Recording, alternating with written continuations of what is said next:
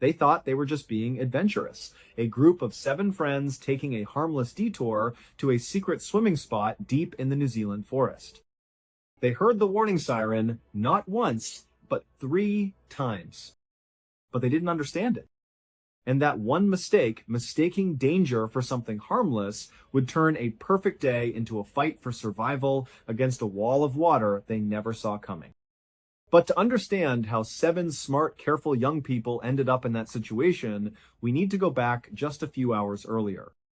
On the morning of Monday, the 6th of February 2017, the air in New Zealand was thick with the lazy, happy feeling of a national holiday. For a tight-knit group of 7 college friends, it was the perfect end to a perfect weekend. They were just starting to stir, packing up their cars to make the 3-hour drive from the scenic area around Lake Tekapo back to the bustling city of Auckland, where their regular lives were waiting for them. The night before had been a blast. They'd been to a huge concert on the lake called Flocella. The whole concept was pretty cool. Everyone was out on the water on these big inflatable rafts and floats, listening to music under the open sky. It was one of those memorable nights that define your youth. After the concert wrapped up, they didn't go wild. They headed to a nearby relative's house, had a quiet little after party with a couple of drinks, and everyone was in bed a little after midnight. They were responsible, just a group of good friends enjoying their time together. This particular morning, the plan was to get up early and hit the road. February 6th is Waitangi Day in New Zealand, a major public holiday, and they knew the roads back to Auckland would be jammed with traffic if they didn't get a head start. So they were up, packing their bags, cleaning up, the familiar routine of ending a trip. They had 3 cars between the 7 of them, and just as they finished loading the last of their things, right when they were about to get in and start the engines, one of the friends piped up with an idea. Her name was Rachel de Jong.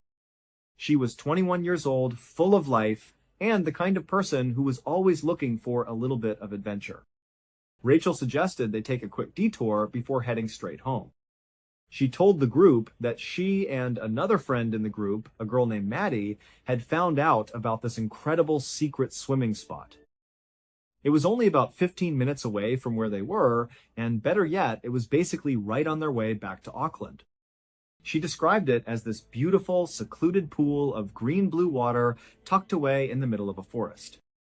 The pool was technically part of the Waikato River, but in that specific area, the river was mostly very shallow or completely dry most of the time. This made the pool look like its own isolated, pristine little oasis. It sounded magical. She explained that there wasn't an official marked trail to get to it, which only added to the appeal. Instead, there was a kind of unofficial dirt path that had been worn into the forest floor over the years by locals who knew about the spot. It was their own little secret. The idea was immediately popular. Who wouldn't want to cap off a great weekend with a swim in a secret, beautiful spot? It was spontaneous and adventurous. The decision was unanimous. Everyone piled into the 3 cars, a small convoy of friends, ready for one last bit of fun before returning to reality. By around 11:40 inches the morning, with Rachel and Maddie giving directions, they found the spot. It was just like Rachel had described. A winding main road, and right off the side of it, the subtle beginning of a dirt trail leading into the woods. They carefully pulled their cars over, making sure they were safely off the road, and the 7 of them got out. The air was fresh and clean. Rachel and Maddie led the way, and the group disappeared into the trees, following the narrow path. The walk was easy, and they were all chatting and laughing, excited about the swim. About 15 minutes into their hike, at exactly 11:55 a.m., they could tell they were getting close. Up ahead, the dense canopy of trees was starting to thin out, a sure sign that they were approaching a clearing or a body of water. But then, something strange happened.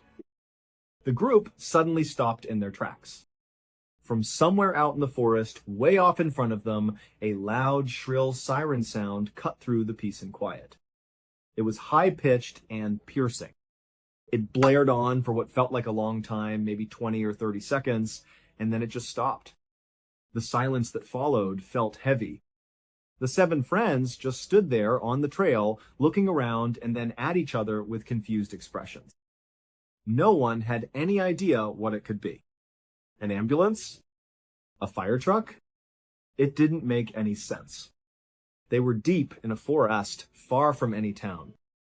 There were no houses or buildings nearby. After a moment of collective uncertainty, they just kind of shrugged. It was weird, for sure, but there was no obvious sign of danger. So, they chalked it up to a mystery and kept walking, their excitement for the swimming hole quickly pushing the strange noise out of their minds. Within another minute, they had reached the end of the trail.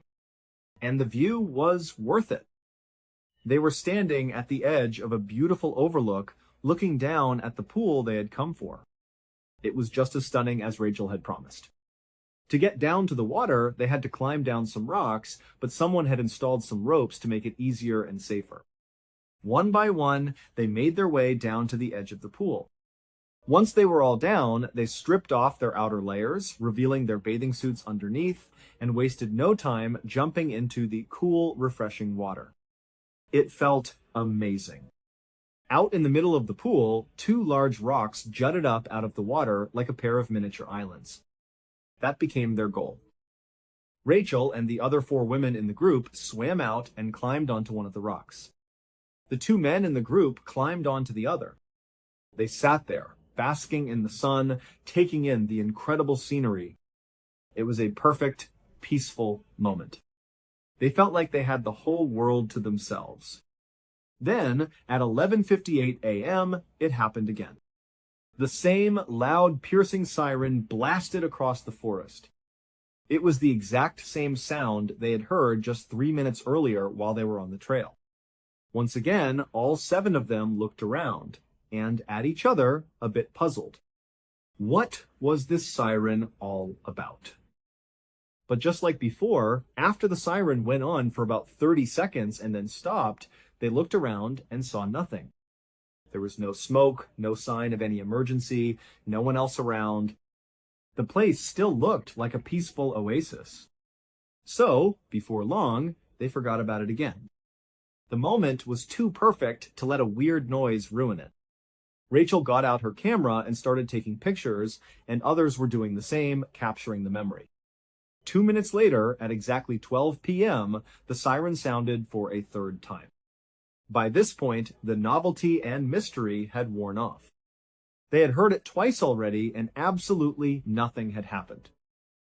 The sound was still jarring, that high-pitched wail really cut through the air, but this time, they barely paid it any attention. It was just a strange, recurring noise. They were laughing and talking, and the siren was just background noise. But when that third siren finally came to a stop, the silence that followed was different. It wasn't quiet. A new sound began to emerge, and this one the group immediately noticed.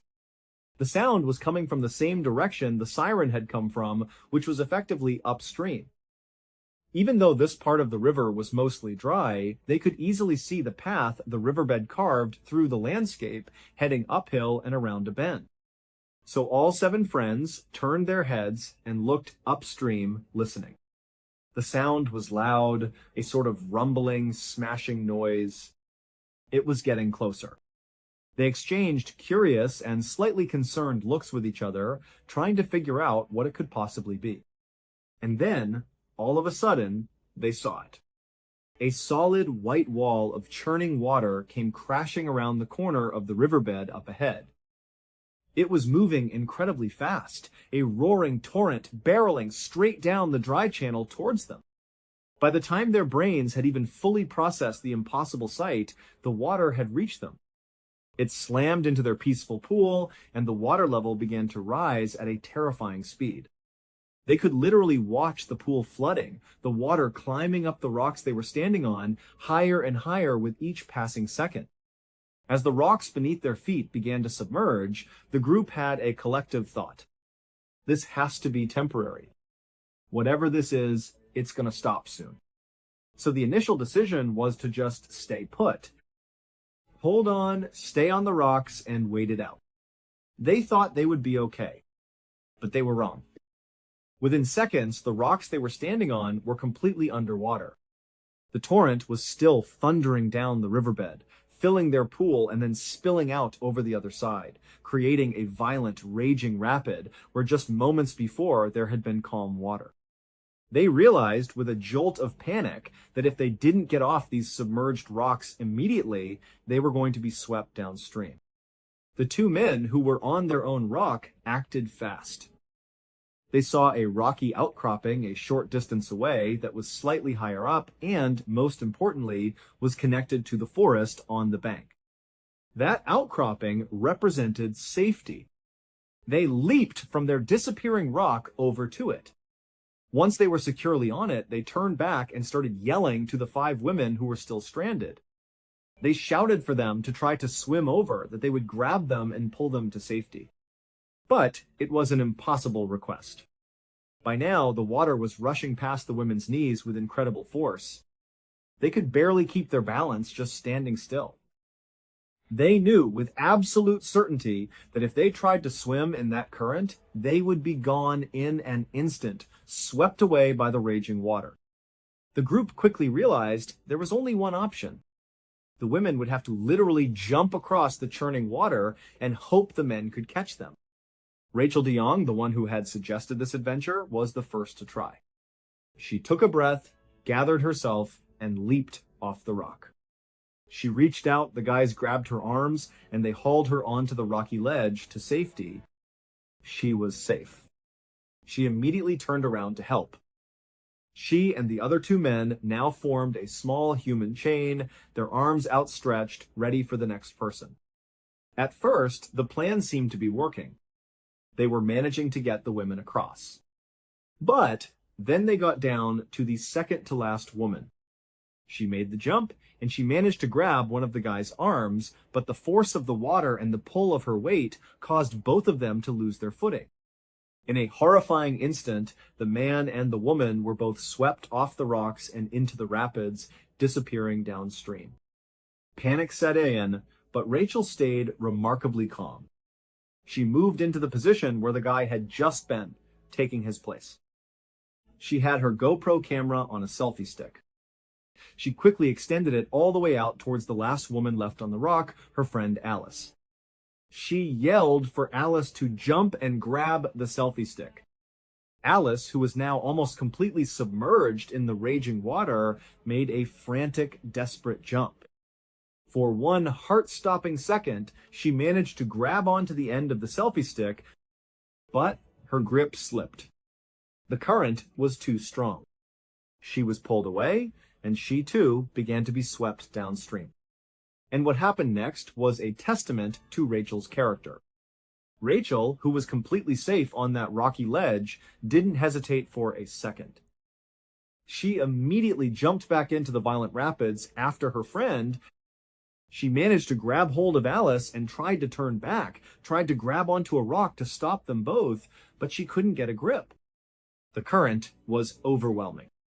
And so, Rachel and Alice were also swept downstream, out of sight.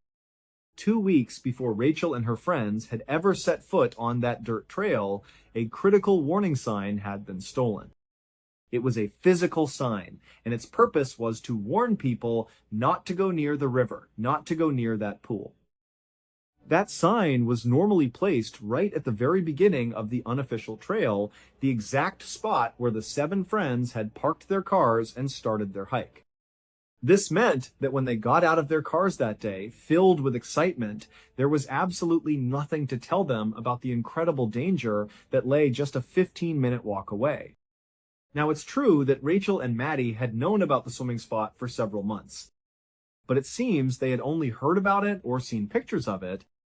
It doesn't appear that they had ever actually walked the trail and been to the pool themselves. If they had, they would have seen the sign. They simply didn't know the terrible secret the place was hiding. The pool itself wasn't the danger.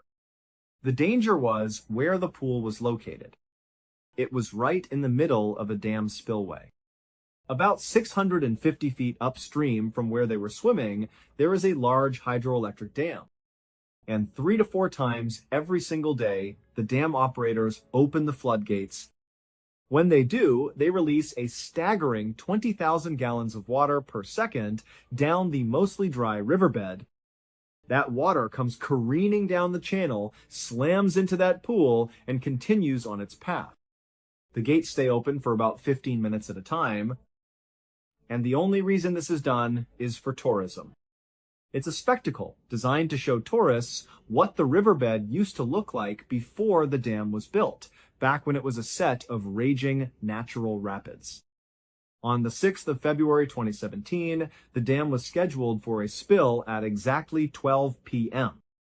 Those sirens the friends heard at 11:55, 11:58, and again at noon were the dam's warning system. They were meant to alert anyone in the area that a spill was imminent. But, of course, the 7 friends had no way of knowing what the sirens meant. To them, it was just a strange, unexplained noise. After the 12 p.m. spill had finally subsided and the water levels returned to normal, the 3 friends who had made it to the safety of the rocky outcropping began a desperate search. 4 of their friends had been swept away by the current. They scrambled down the riverbank, calling out their names. Miraculously, they found them. 3 of the 4 who had been swept away had somehow survived the violent ride downstream. They were battered and bruised, but they were alive. But 1 had not survived. The sole fatality was 2. 1-year-old Rachel DeYoung, the young woman whose idea it was to visit the secret swimming spot in the first place. Rachel, the friend who had already reached safety, but who sacrificed her own life in a heroic attempt to save her friend Alice. Today, if you go to that area of the Waikato River, things look different. There are many more warning signs. There are fences.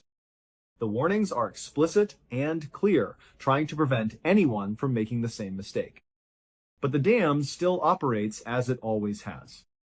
It still spills several times a day for tourists. And despite all the new precautions, despite the widespread media coverage of Rachel's tragic death, people still sneak past the barriers. They still go swimming in that secret pool, drawn by the same beauty that lured Rachel and her friends, either ignorant or uncaring, of the danger that cost a brave young woman her life. Here's the thing about that day in New Zealand. It didn't look dangerous. It didn't feel dangerous. And it definitely didn't sound dangerous, just a strange siren in the distance that no one understood. But that's exactly what made it so deadly. A warning only works if you recognize it for what it is. And for this group of friends, that moment of misunderstanding turned a simple detour into a fight against a force of nature they never even knew was coming. Thank you so much for watching. Let me know what you thought of today's episode in the comments. And remember, sometimes the most dangerous situations don't look dangerous at all until it's too late. Until next time. Somewhere deep in a forest in France, a girl began to realize something was wrong. At first, it was just the sound of a bell ringing somewhere between the trees, and every time she stopped to listen, it would disappear like it was never there at all. But the deeper she went into the forest, the more certain she became of one thing. Something was there with her just out of sight. In June of 2019, an 18-year-old girl named Bella was finishing up her first year of college. She was excited to head home for the summer. Her family lived on the outskirts of a small town in France, a place tucked away in the mountains and almost completely surrounded by a massive, dense forest. Growing up there, Bella had spent a huge amount of her childhood exploring that forest. Sometimes she would go by herself, other times with her father, or maybe with her cousins. Over the years, she had come to know the woods like the back of her hand. She knew every trail, every landmark, every quiet little spot. Her absolute favorite place in this entire forest was a small, man-made lake that was situated deep inside, almost at the very center of the woods. It wasn't a very large lake, but the view was breathtaking and it was always incredibly peaceful. It was her go-to spot to clear her head. Getting there was a little ritual she had perfected over the years.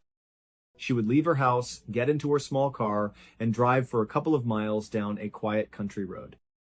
At a very specific, unmarked spot, she would pull over onto the gravel shoulder. There were no signs, no designated parking area. It was just a place she and her family had discovered, a hidden gateway to their part of the forest. After parking, she'd get out, and instead of walking along the road, she would turn and walk directly into the line of trees that grew right up against the shoulder. The underbrush was thick for the first few feet, but it quickly opened up into a small clearing. Just ahead, she would see a little stream trickling through the woods. To the left of this stream, there was what looked like a worn-out footpath, but it wasn't a human trail. It was an animal trail, a path carved out over years and years by deer and other wildlife making their way through the forest. Bella would walk down to this animal path and follow it as it ran parallel to the stream. She'd walk for about 15 or 20 minutes, just enjoying the quiet sounds of nature, until the path took a sharp turn to the left, heading away from the water. At that point, Bella would leave the animal trail behind. She'd continue walking straight, following the stream north, deeper and deeper into the heart of the forest. This part of the journey involved stepping carefully on mossy rocks in the stream and walking along the muddy banks on either side. It was a slower pace, and it would take her about an hour of steady walking before the stream eventually met up with a much larger river that ran from east to west. When she reached this river, Bella would turn left, heading west, and follow the riverbank for another 20 minutes or so. And then, finally, the river would open up and feed directly into her destination, the man-made lake. She would find a comfortable rock to sit on, watch the animals, listen to the wind in the trees, and just feel totally at peace. To get back, she would just retrace her steps exactly. The whole trip, one way, from her car to the lake, took about 2 hours. A big part of why Bella loved this place so much was because it felt like it belonged to her and her family. In all her years of coming out here, the only other people she had ever seen in this part of the forest or anywhere near the lake were members of her own family. It was their secret, their private sanctuary. So, in June of that year, when Bella finally came home from college, one of the first things she wanted to do was go out to the lake. She hadn't been in months because of school, and she was really missing her happy place. One morning, she got up early, told her parents where she was headed, and set out by herself. She got in her car, drove the familiar couple of miles, and pulled over onto the gravel shoulder. She got out, turned away from the road, and walked into the forest. She found the stream, then the animal path beside it. She walked for a few minutes until the trail cut to the left, and just as she always did, she stayed with the stream, continuing her journey north. About 30 minutes later, when she was still a good mile or two away from the east-west river, she heard something. It was a bell. Somewhere off in the distance, far ahead of her, she heard a single, clear chime. As soon as she heard it, she stopped dead in her tracks. That was wrong. There were never any people out here. Ever. And that sound, a bell, had to come from a person or something a person had made. She stood perfectly still, listening, wondering if she had imagined it. It could have just been a strange sound, her mind playing tricks on her in the silence of the woods. She waited. And then she heard it again. But this time, it wasn't a single chime. The bell started ringing continuously. It wasn't a steady, rhythmic ringing, though. It was sporadic and uneven, almost frantic, like someone holding a bell and just shaking it randomly at a sports game. Her mind started racing, trying to figure out what it could be. Maybe a dog had gotten lost out here, and it had a bell on its collar. But as she listened, she realized the sound was too loud, too resonant. It wasn't the tiny jingle of a pet's bell. This was something bigger, more substantial. She thought of other, stranger possibilities. Maybe someone had a bell in a box, and the box fell into the river upstream and was now floating down, hitting rocks and causing the sound. She was coming up with all these weird scenarios, but honestly, she wasn't scared. She was just incredibly curious. Since the sound of the bell seemed to be coming from the direction she was already heading, she decided to just keep walking. She wanted to see for herself what was making that noise. So Bella started walking along the stream again, her ears tuned to the constant random ringing up ahead. She was completely focused on it, trying to pinpoint its exact location. And then, after about 5 more minutes of walking, the bell just stopped. It went completely silent. The sudden absence of the sound was actually more startling than the sound itself. She stopped again, listening intently, expecting it to start up again, but it didn't. All she could hear now were the normal sounds of the forest, the stream, the birds, the wind. Bella had no explanation for the bell or why it had stopped, but she wasn't really worried about it. She figured there had to be a logical explanation for it, even if she couldn't think of one. So she just shrugged it off, put her focus back on her hike, and kept walking toward the lake. About 10 or 15 minutes later, Bella was still making her way along the stream. She was getting closer to the East-West River, maybe only a half-mile away now. That's when she saw something up ahead on the left bank of the stream. It was a dark lump on the ground. At first, she couldn't tell what it was. It could have been a strangely shaped rock or maybe an animal. As she got closer, she realized it was a beaver lying motionless on the ground, and this beaver was missing its head.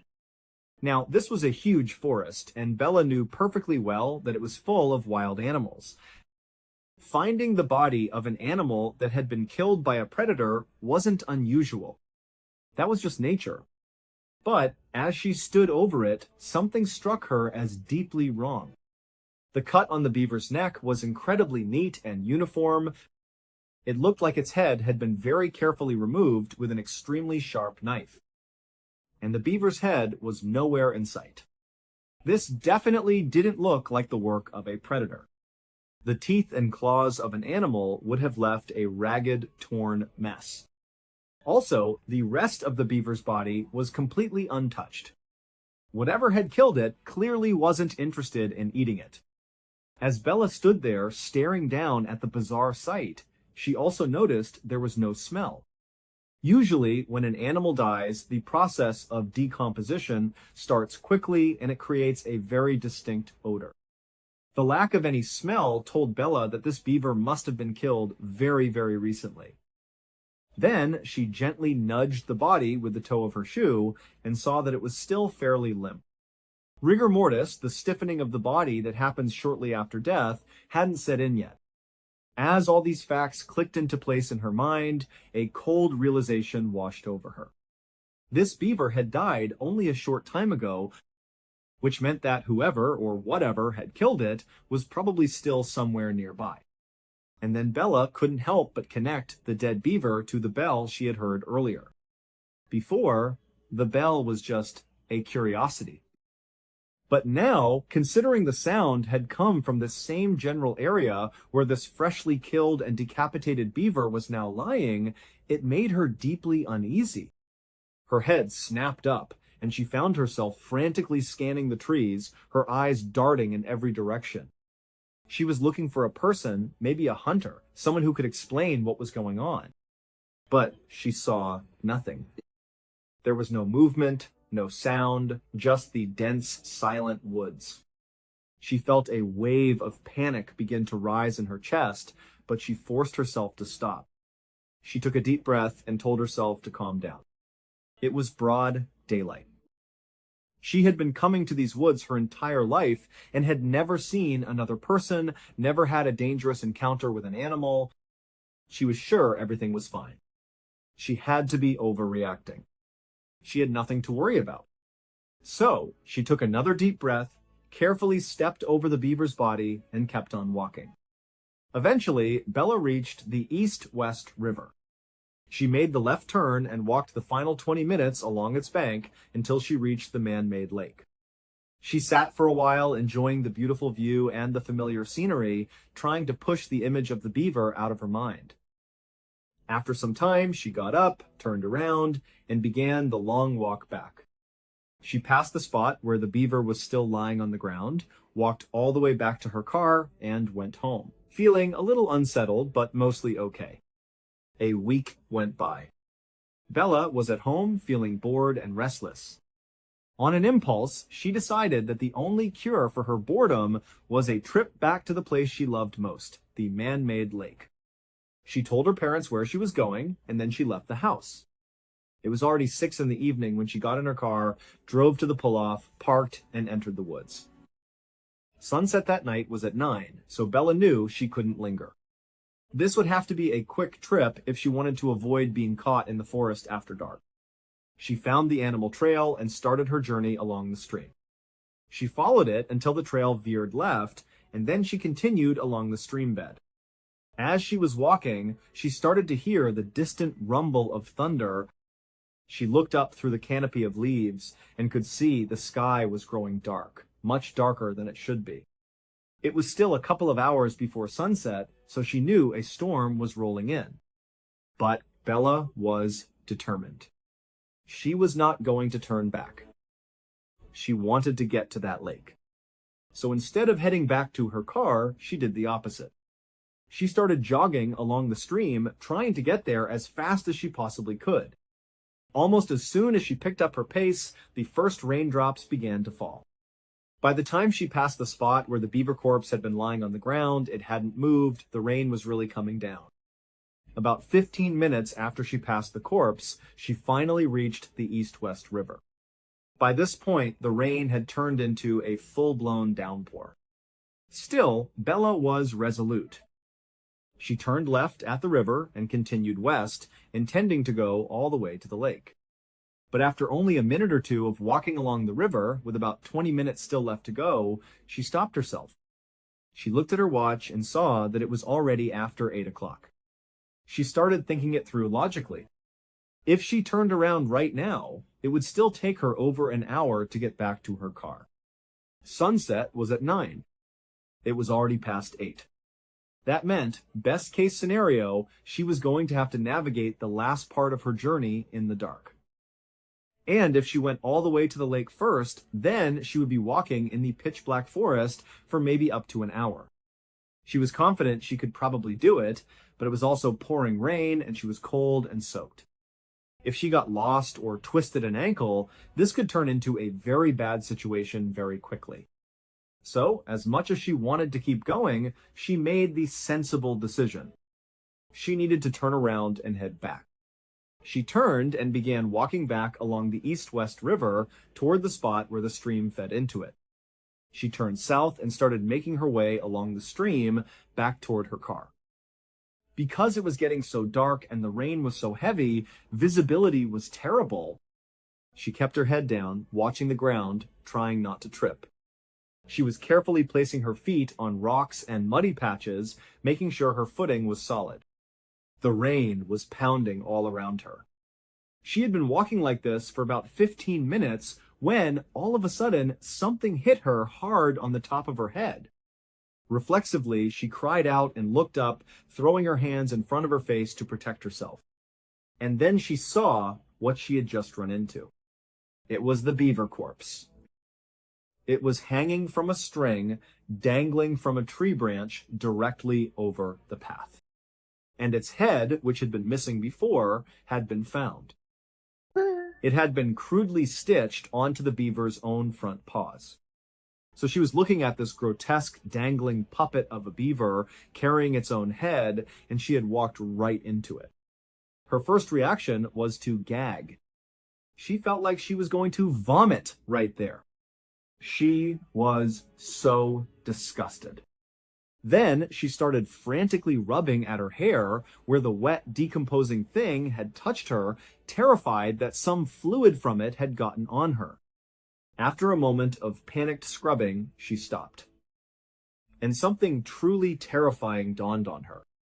Whoever had strung this beaver up in this tree and had taken the time to stitch its head onto its paws had done it in the last 30 minutes.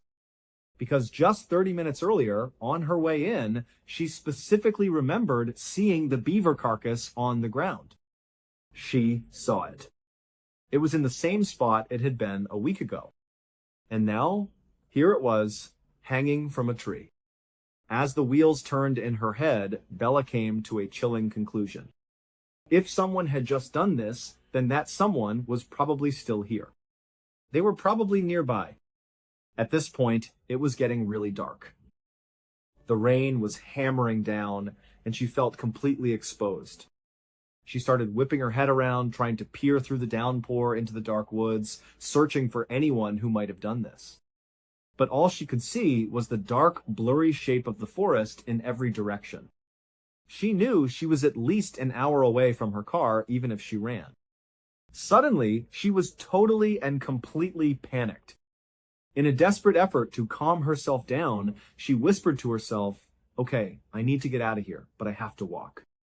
If I start running, I'll fall, I'll get lost, this will turn into a nightmare. Just walk. Try to walk." So she took a shaky breath, walked around the dangling beaver corpse, and started moving along the stream again. But as soon as she was past it, she felt the hairs on the back of her neck stand up. She could hear movement behind her. A rustling sound. She didn't know what it was. It could have been a deer, just some animal startled by the storm. But she was far too afraid to turn around and look. And even though she was telling herself to stay calm, to just keep walking, that she was safe and just freaking herself out, she could feel her pace quickening. Her walk turned into a jog, and then finally she broke into a full-on sprint, running down the stream away from that beaver and whatever was moving in the trees behind her. At some point, maybe 5 or 6 minutes after seeing the beaver, she was so out of breath from sprinting that she had to slow down to a walk. As soon as she slowed down, still without turning around, she heard it again. The sound of that bell. It was the exact same sound she had heard the week before, that constant, sporadic ringing. But in her panic state, she couldn't tell where it was coming from. Her anxiety was so high, her heart was pounding so loud, she didn't know if it was behind her, or to the side, or all around her. It was now completely dark, and she was full-blown terrified. There was someone or something behind her, the person who had strung up that beaver, and they were probably watching her right now. Even though she was beyond exhausted and could barely breathe, she started sprinting again as fast as her legs would carry her. She stumbled and fell on the slippery rocks. She tripped over roots, not even looking where she was going anymore. And in the background, all around her, she could hear that bell chiming, and she could hear something crashing through the woods behind her. She fumbled in her pocket and pulled out her iPhone. As she was running, she managed to dial her father. She pressed the phone to her ear, crying, panting, gasping for air. Her father picked up, and she was so relieved to hear his voice, but she couldn't even form a sentence. She just started wailing, pleading with him. "Dad, come out to the forest! Meet me at the spot where the trail veers away from the stream. Meet me there. There's someone in the forest, they're chasing me, and I can't see them." Her father, on the other end of the line, didn't know what to make of it, but he could hear the pure primal fear in his daughter's voice. He didn't waste time with questions. He just said, "Stay on the line. I'm coming to meet you right now." Bella's father and mother, with Bella still on the phone with them, ran out of their house. They jumped in their car and sped the couple of miles down the road. They parked next to their daughter's car, and as they were getting out, they could hear it. Way off in the woods, they could hear the faint sound of the bell. They could hear their daughter screaming on the phone, and they could hear that same bell sound coming through the phone's speaker. She was begging them, "Please, come into the woods, come in here, save me." Her parents ran into the woods and started charging up the stream. Meanwhile, Bella was still deep in the forest, still 10 or 15 minutes away from them. She could barely run anymore. She had used up almost all of her energy. And as she got closer and closer to where her parents would be, the sporadic ringing of the bell was getting louder and louder and louder. Whatever it was gaining on her. She could hear sticks and branches snapping right behind her, as if something was just feet away. Finally, when it felt like the bell was ringing right behind her head, she just stopped.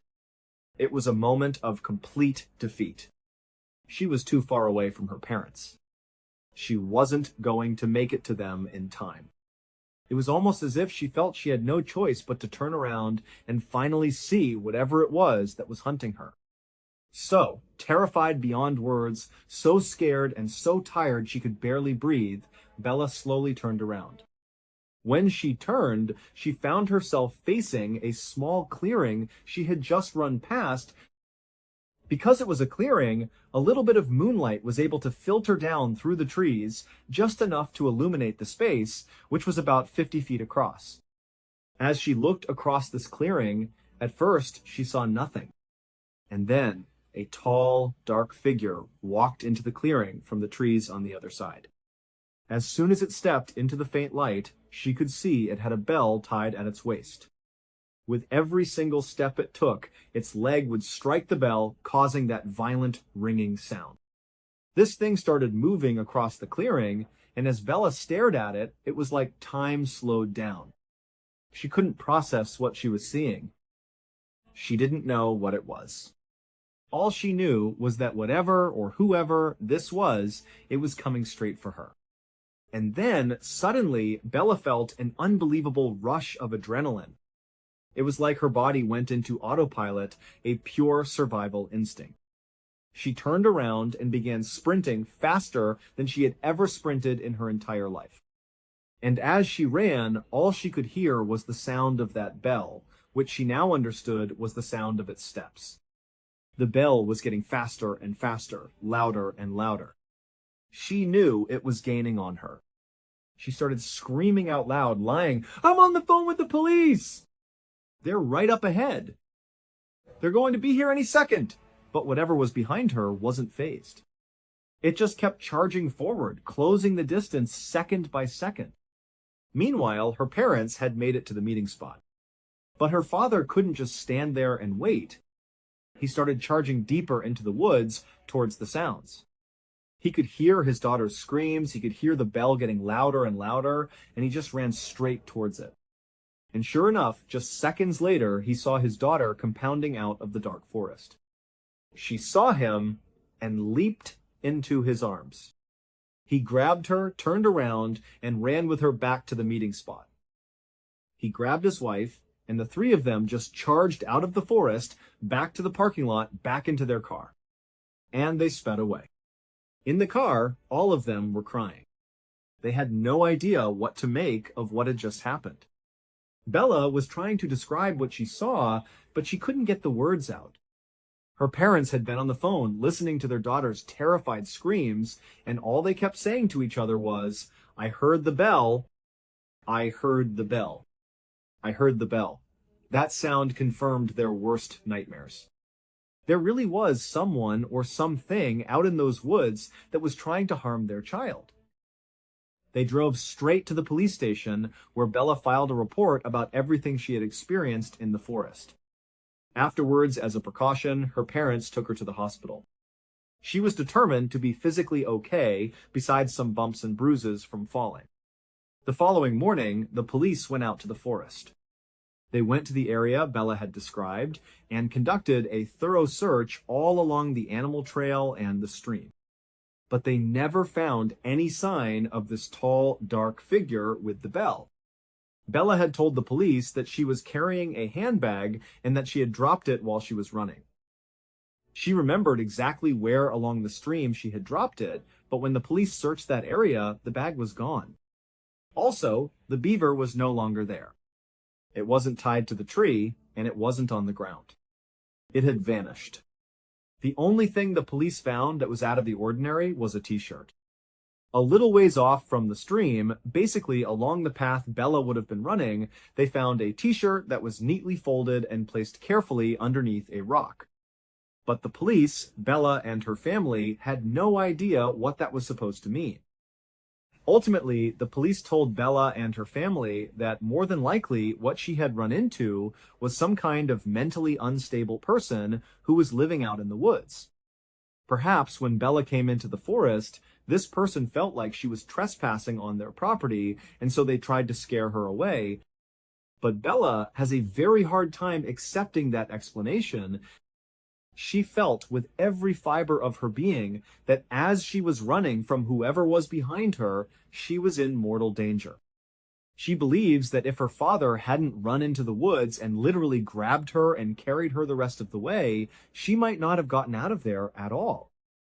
She might have been attacked and killed by whatever that was. And when she looks back on the experience, she can't help but think about that moment when she turned around and looked across that clearing. When she saw that figure step into the moonlight for the first time, she remembers that the way it was moving, the steps it was taking, they weren't normal. They were abnormal, disjointed. There was something so off about its movement that for a second, it didn't even seem like she was looking at a person, but maybe some kind of large animal. Since her ordeal, there have been no other strange sightings reported in those woods. But then again, almost no one ever goes into that part of the forest except for Bella and her family. And Bella and her family, they don't go in those woods anymore. So whoever or whatever is out there is still just out there. The police never found anyone or anything in that forest. No trace of the shadow. No trace of the beaver. Nothing. It's just an empty forest and the sound of a bell that no one can fully explain. To this day, Bella and her family refuse to ever go near that forest again. Because anything out there has never proven that it has left. Sometimes the most frightening stories are not the ones about monsters hiding in the dark or shadowy figures in the woods. They are the stories that start in the most ordinary of places. A radio station, a military ship, a county jail. They involve regular people making what seem like small decisions, but those decisions create ripples that spiral into something truly unbelievable and often tragic. Today we're looking at 3 stories where a simple choice, a fun contest, and a routine arrest went horribly wrong. One is a story of incredible laziness, another of a game that turned deadly, and the last is a story of a man being completely forgotten by the world. To do this first story justice, it has to be told in the first person. So just know, for this part, I am simply an actor relaying someone else's experience. I was on a U.S. military ship sitting in the wardroom. The wardroom is basically the officer's lounge, a place to grab a coffee or a bite to eat. It was early morning, and the operations officer came stumbling in.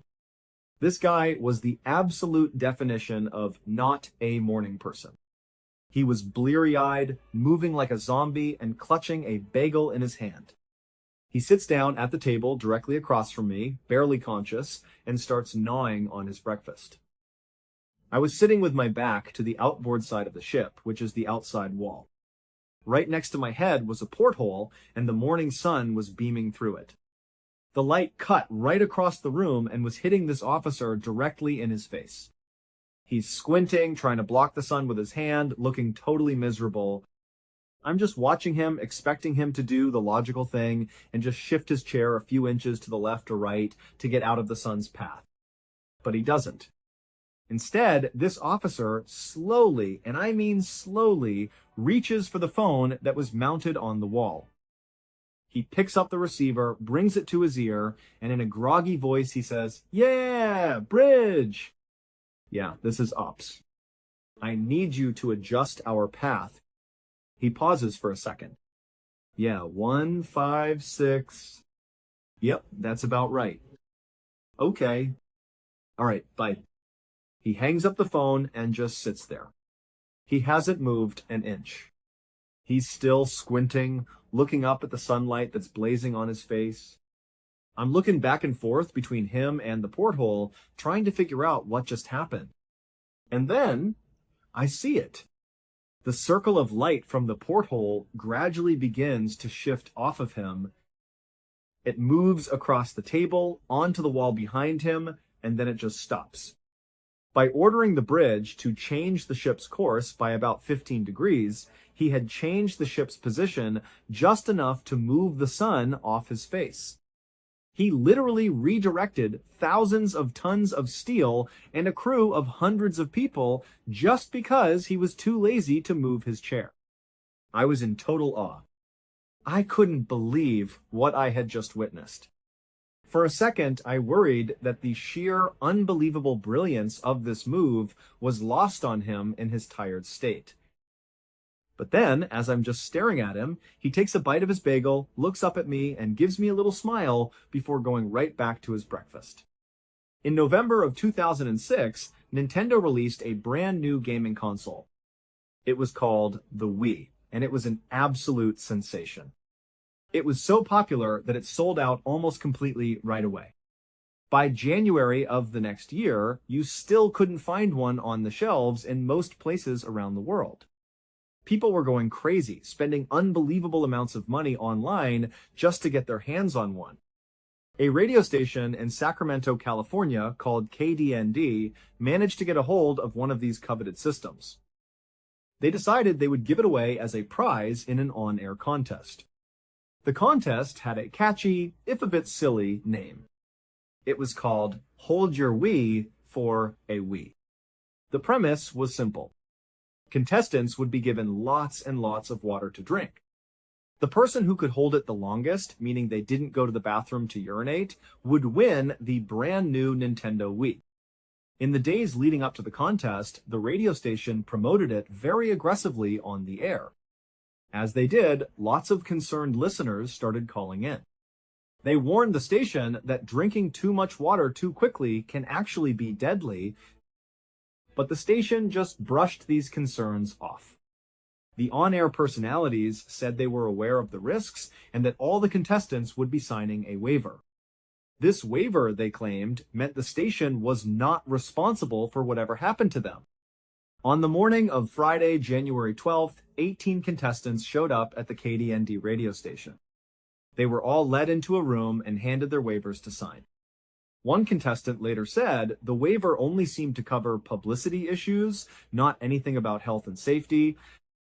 One of the people there that day was a 28-year-old woman named Jennifer Strange. Jennifer was a mother of 3, and she was there trying to win this Wii for her kids.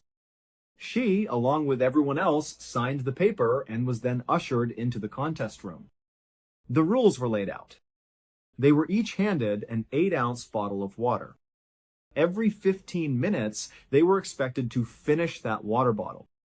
If they couldn't finish it in time, or if they got up to use the bathroom at any point, they were out of the contest. The contest officially started at 6:45 a.m.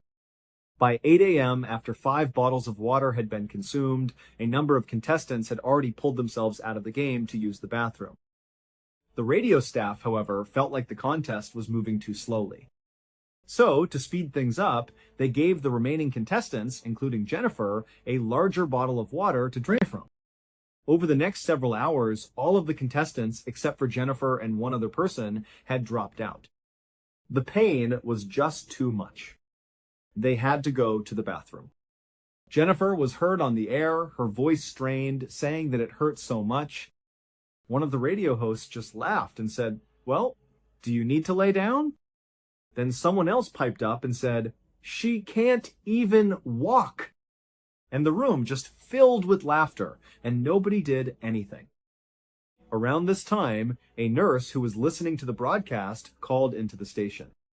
She very emphatically told them that what they were doing was a really, really bad idea.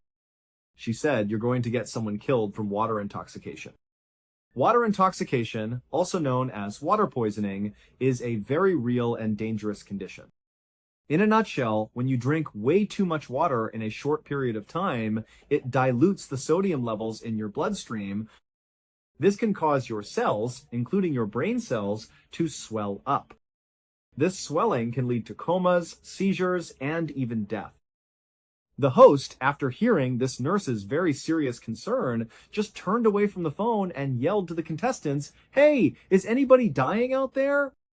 Then he just laughed and hung up on the nurse. A little while later, you can hear one of the hosts on the broadcast commenting on how Jennifer's belly looked really strange.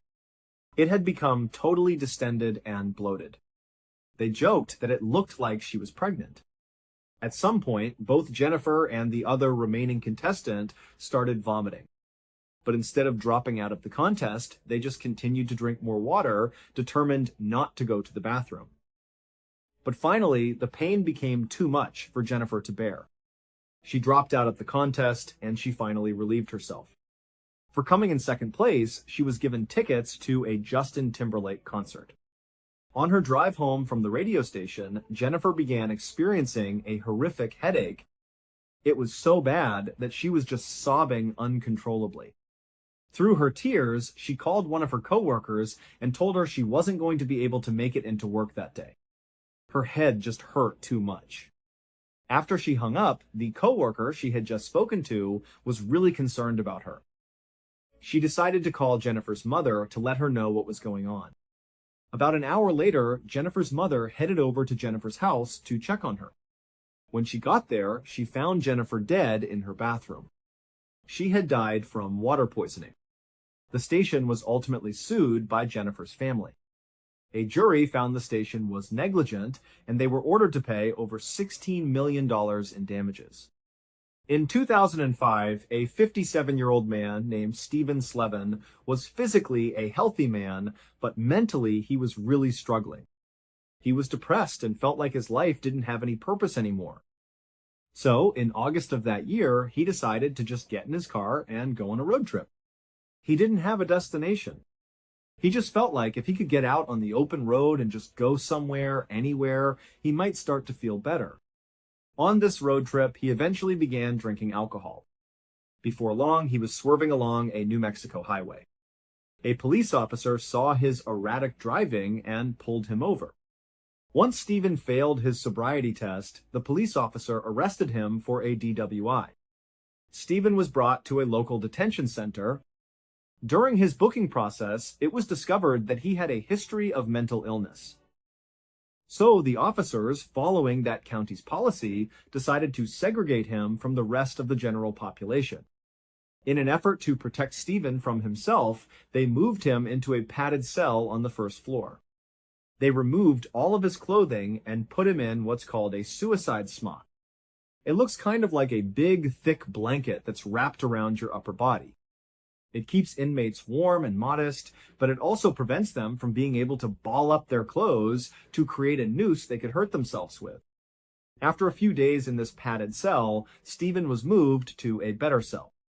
This one had a window, a shower, and a toilet. He was kept there for 2 weeks under strict medical observation. But at the end of those 2 weeks, for reasons that are still not entirely clear, Stephen, this mentally unstable man, was moved into solitary confinement to await his trial for the DWI.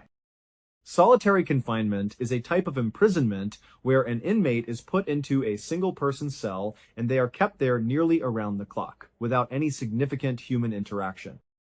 The psychological effects of solitary confinement are well documented and they are terrifying. Just 15 days in solitary can be enough to cause permanent psychological damage. Stephen's first few weeks in solitary were actually okay. He was allowed to write to his family, and he was able to detox and reflect on his life. During those first few weeks, it was noted in the records that Stephen was very polite in his very limited interactions with the officers who were dropping food off through the slot in his door. Also, when Stephen had a few minor medical issues, instead of throwing a fit, he would just knock on the inside of his door and wait patiently for someone to acknowledge him. This often took a long time, but he never got frustrated or angry. But by January of 2006, so roughly 3 months into his solitary stint, Stephen had not received any updates on when his case was going to go to trial. And he was starting to lose his grip on reality. He was having these severe panic attacks, and he was suffering from intense hallucinations. He desperately wanted to find out how much longer he was going to be kept in that cell, but nobody would tell him anything. He tried writing letters to his family, asking them for help, or asking them to try to get an update on his case. But when he went to actually write the letters, his hands would shake so severely from the stress and anxiety that he literally could not write. Starting that January, Stephen began spending the bulk of his day huddled in the corner of his cell with his knees tucked up to his chest, just rocking back and forth.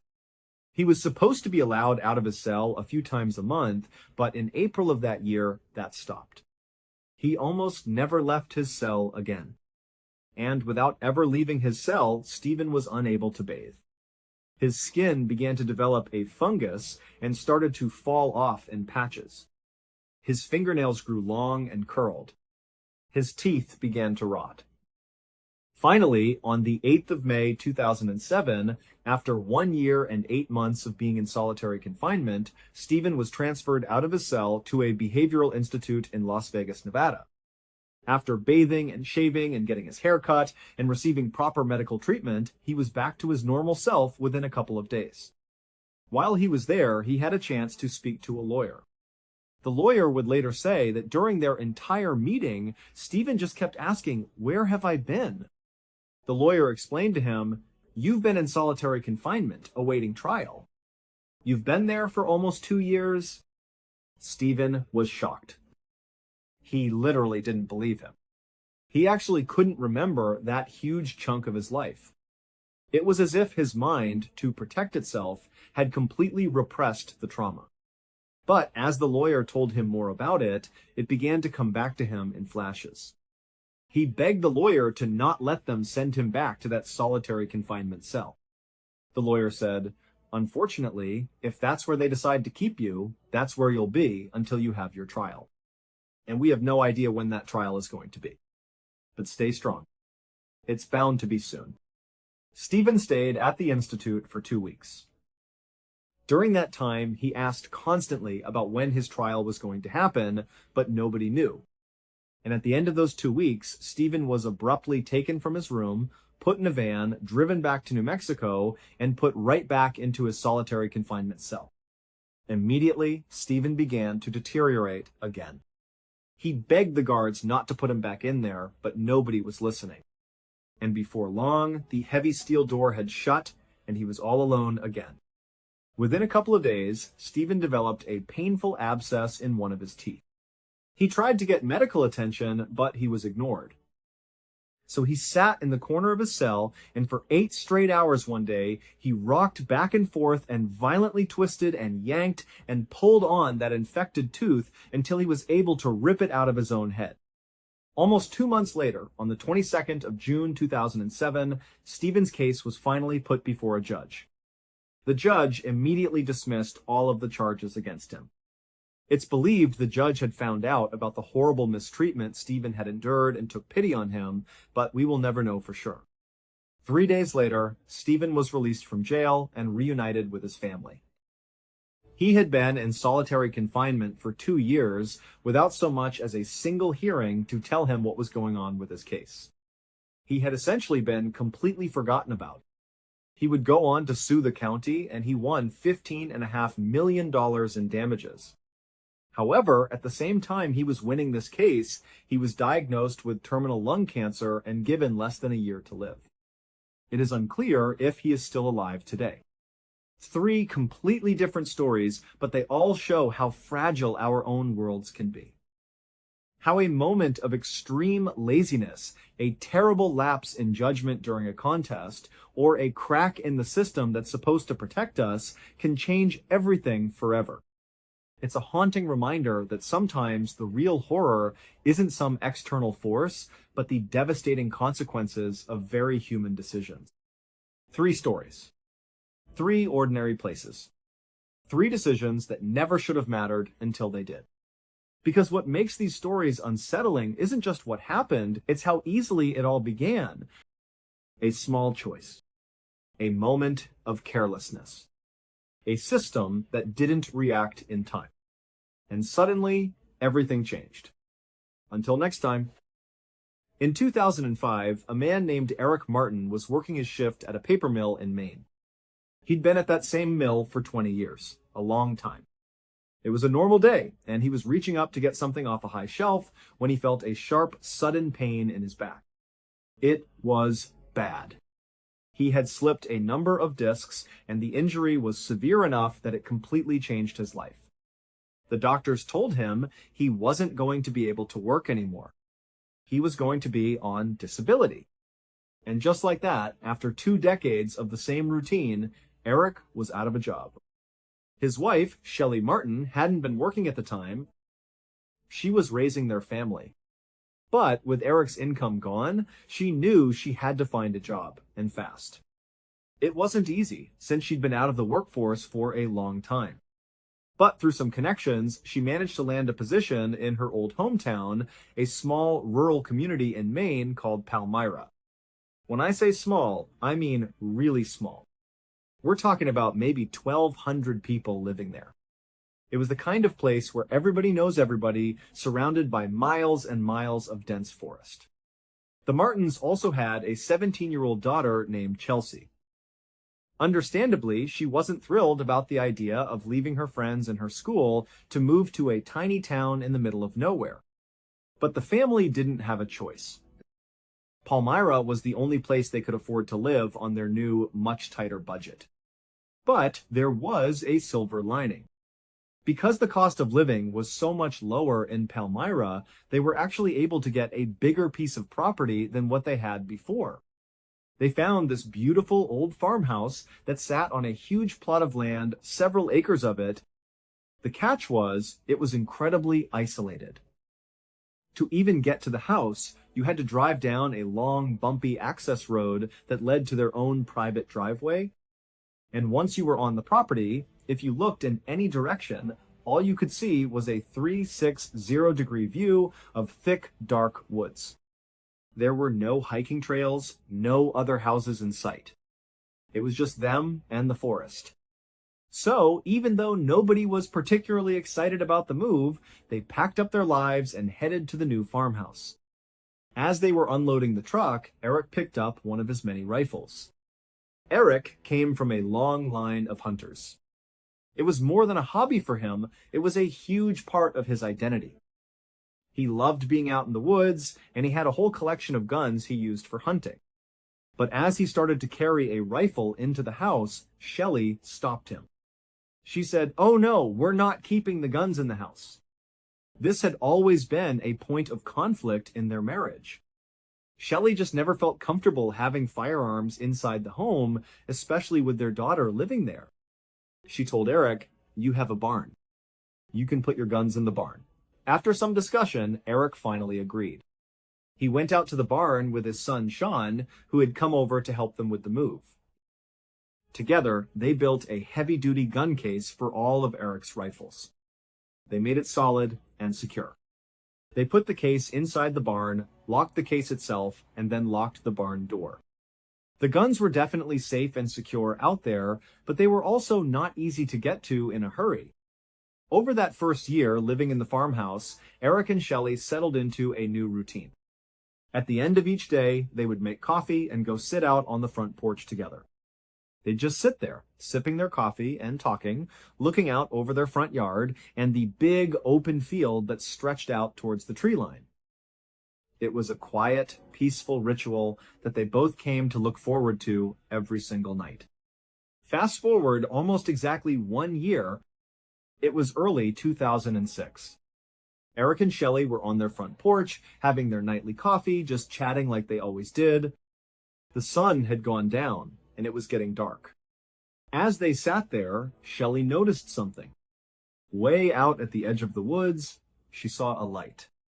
To understand what she was seeing, you have to picture the layout of their property.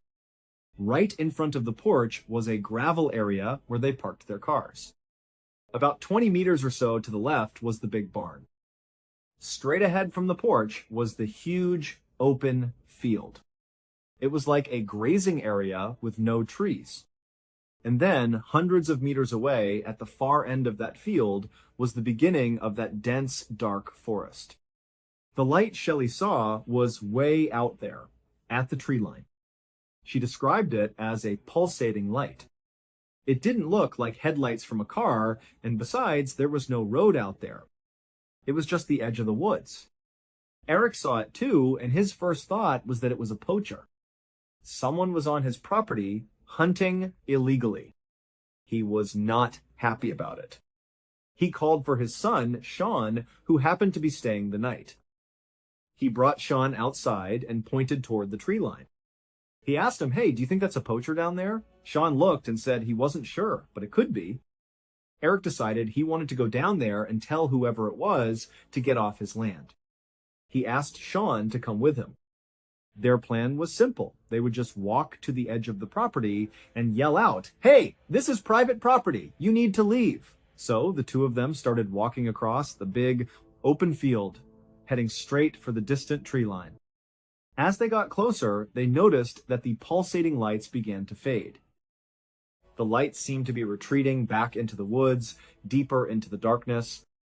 By the time Eric and Sean reached the edge of the forest, the lights were completely gone.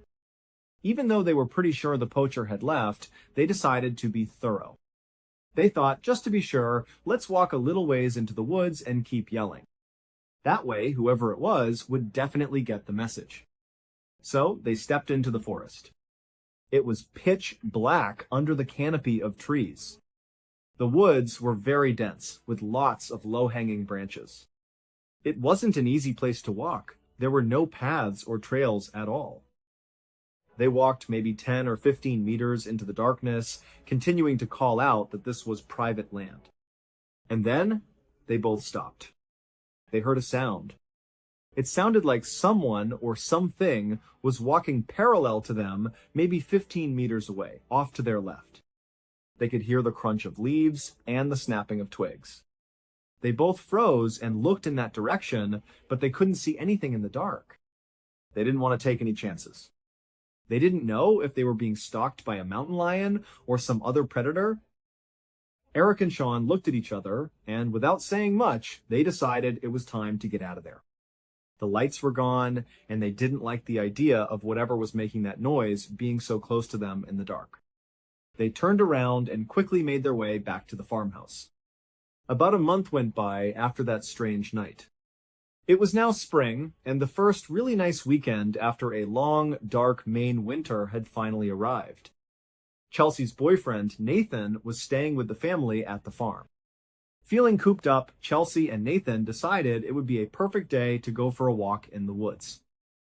They took the family's two dogs and started walking across that same big field in front of the house, heading towards the same section of forest where Eric and Sean had seen the lights. At first, Chelsea had the dogs on their leashes. But once they got into the woods, she let them off so they could run around and burn off some energy. The two dogs immediately took off, running full speed for about 100 meters into the forest. Then, suddenly, they both came to a dead stop. They were standing right in front of a big mound. From a distance, it just looked like a pile of dirt. But as Chelsea and Nathan got closer, they could see it was something more. It looked like some kind of den. Huge pieces of wood had been leaned against each other to create a sort of lean-to structure. The entire outside of it was covered with moss and dirt and grass, making it blend in with the forest floor. It looked like it had been built very intentionally. On the front of the mound, there was a circular hole, like an entrance. The two dogs had stopped right at this entrance, and they were cautiously poking their heads in and sniffing. Chelsea and Nathan stood there, looking at this strange structure. They wondered who could have built it. Was it something a hunter would make, like a blind?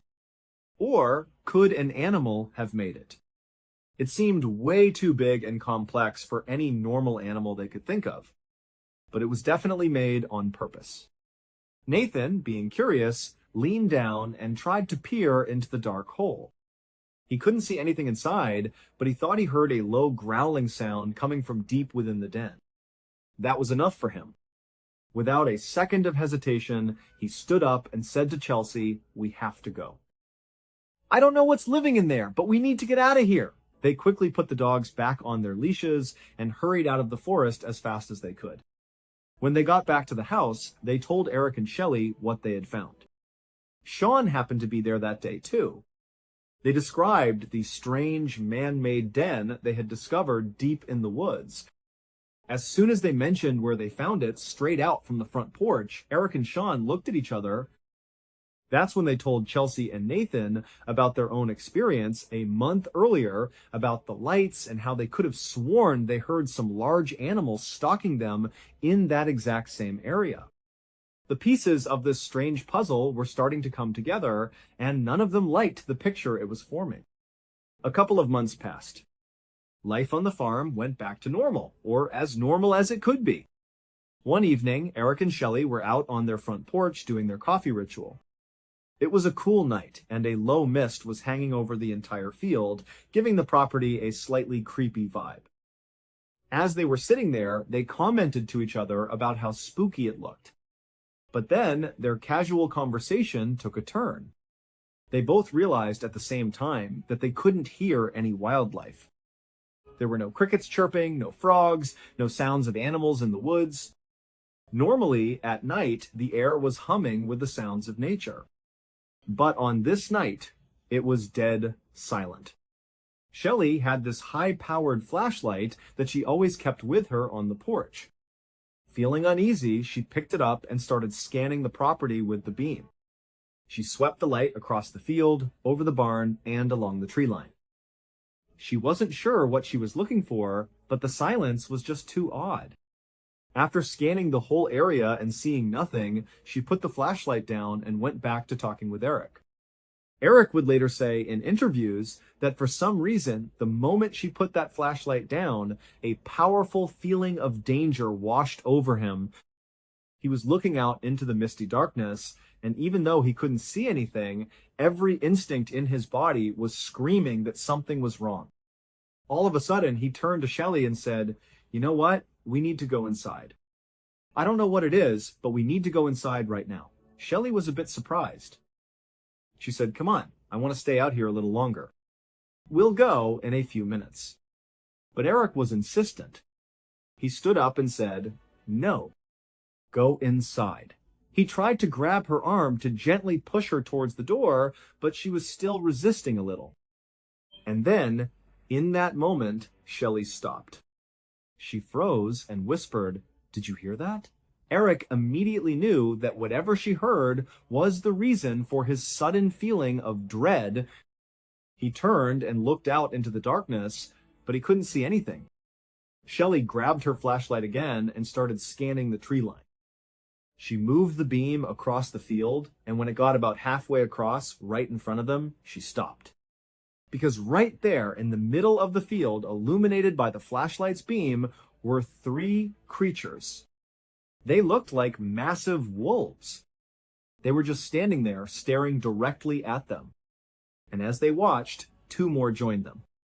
Now, there were 5 of these huge wolf-like creatures all lined up in the field, all looking right at the porch. Shelley turned to Eric, her voice trembling, and asked, "What are those?" Eric, an experienced hunter who knew all the animals in the Maine woods, had no idea. He said, "I think they're bears. They could be wolves. We have to go inside." Shelley kept the light on them, frozen in fear. And then the creatures started charging. They ran directly at the porch, moving so incredibly fast that Shelley couldn't even keep the beam of light on them. They were already halfway across the field in a matter of seconds. Eric and Shelley scrambled inside, slammed the door shut, and locked it. Without even speaking a word to each other, they both went on a mission. They moved through the entire bottom floor of the house, locking every single window and closing every blind. They made sure everything was shut and secured. There was something about these 5 creatures that was different. The way they had charged at them, it didn't feel like a random animal encounter. It felt targeted. It felt like they were after them specifically. So even after the house was locked down, they didn't feel safe. They stood in the middle of their living room, and Eric's mind immediately went to his guns. He said, "My guns are in the barn. We have no protection in here." Shelley immediately told him, "Whatever you do, do not go out there. We don't know what those things are. Don't you dare go out there." Shelley then ran upstairs. She went through the second floor, shutting off all the lights and making sure every window was locked tight. Then she went to her daughter Chelsea's room. She woke her up gently and said, "Hey, come here. You have to look at this." They crept over to Chelsea's window. They didn't want to open the blinds all the way because they were terrified the creatures would see them. so they just peeked through a small crack. Shelley whispered, "Look." And there, standing on the gravel path right in front of the house, were the 5 creatures. They were just standing in a perfect row, looking directly at the house. It was like they were waiting. It was like they knew Eric and Shelley were inside and were just patiently waiting for them to come back out. It was not normal animal behavior at all. As Shelley and Chelsea watched, one of the creatures slowly looked up right at the window where they were hiding. And then the creature stood up on its 2 hind legs. Shelley gasped and stumbled backward, falling to the floor. The creature was enormous. It had to be at least 8 feet tall. Shelley was on the ground, looking up at Chelsea, her mind unable to process what she had just seen. How could it have even seen them? They were barely peeking out the window. And how could it stand up on 2 legs like that? And why were they all just sitting in a row outside their house, waiting? What was happening? Shelley pulled herself together and told Chelsea, "Get in your bed. Do not go near your windows. Do not leave this room." And that's when Shelley realized she hadn't heard their 2 dogs bark once during all of this. She started to worry that they might have been left outside. She began walking quietly through the upstairs rooms, calling their names softly. The dogs didn't come. Finally, she went into the master bedroom, and she found them. The 2 dogs were huddled together in the corner of the room, trembling. They looked completely terrified by whatever was outside. Meanwhile, Eric was pacing downstairs. He felt utterly helpless. He needed to get his guns from the barn to protect his family. But he knew it was a huge risk. With his bad back, he couldn't move very fast. He'd have to cross the open yard, unlock the barn, then pull down the heavy gun case and unlock that, all while being completely exposed to those creatures. He decided there had to be another way. He thought maybe he could run outside, get into his truck, and back it right up to the front door. Then he could get Shelley and Chelsea to run out and jump in, and they could just drive away. He went to a window and carefully pulled the blinds aside, just enough to look outside. The 5 creatures were gone. They were no longer standing on the gravel path. He couldn't see them anywhere. He let the blinds fall back into place. He thought, well, I don't know where they are, so it's still too dangerous to go out there.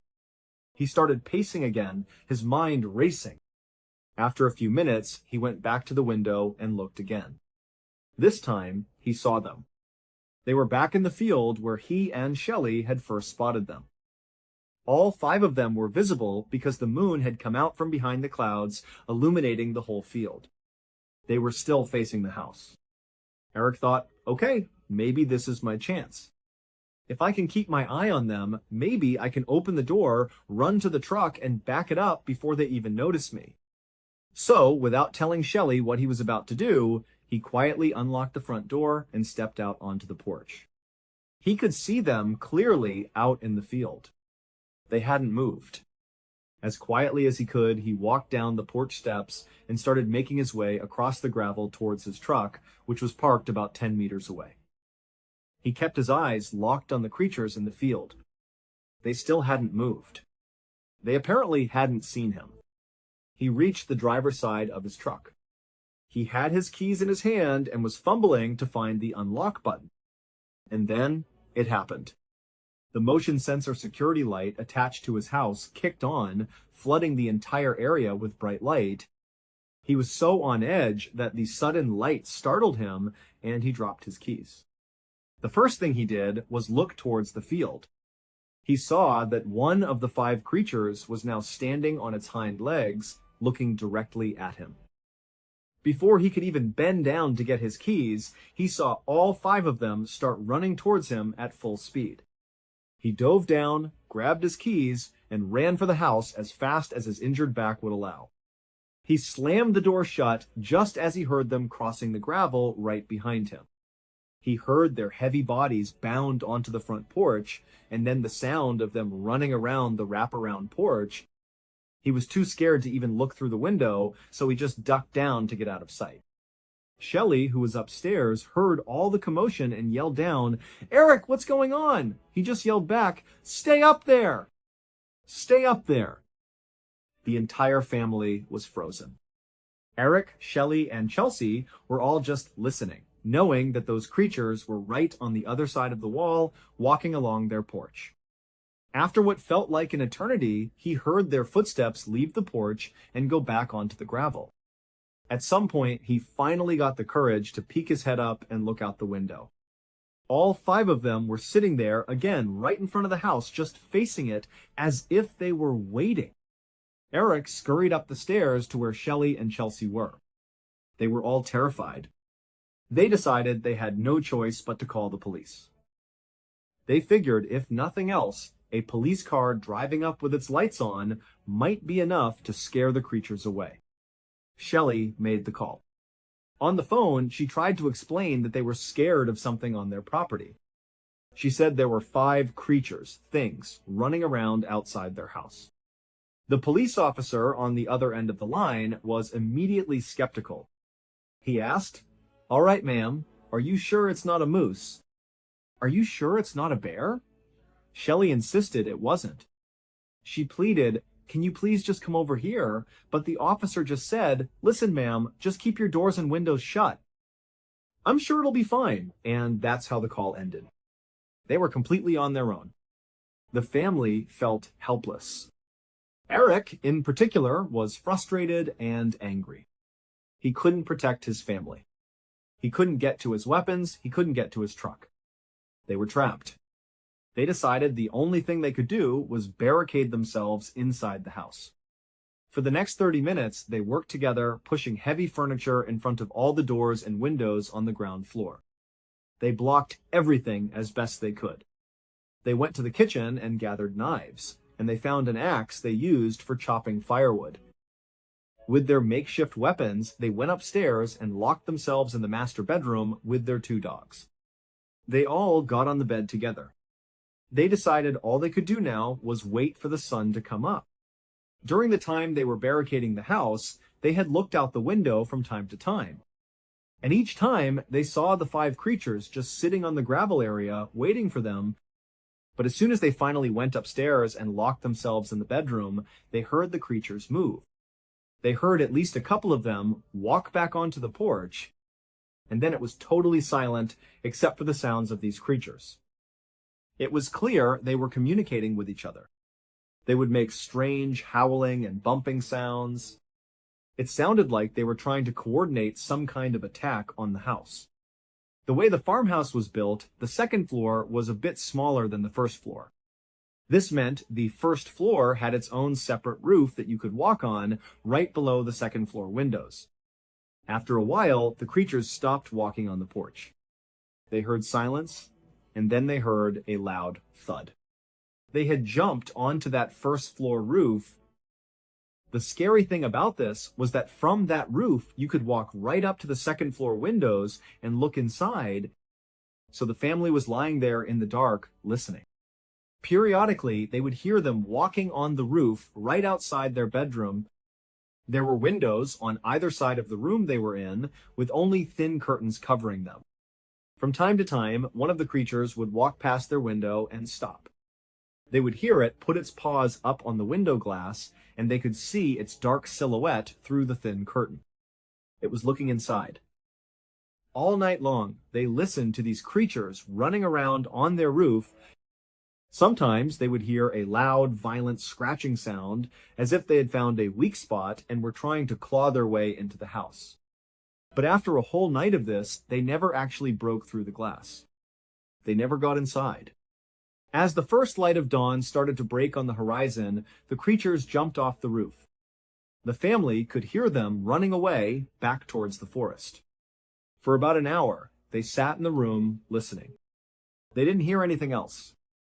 The sun was up now, and they finally felt like it might be safe.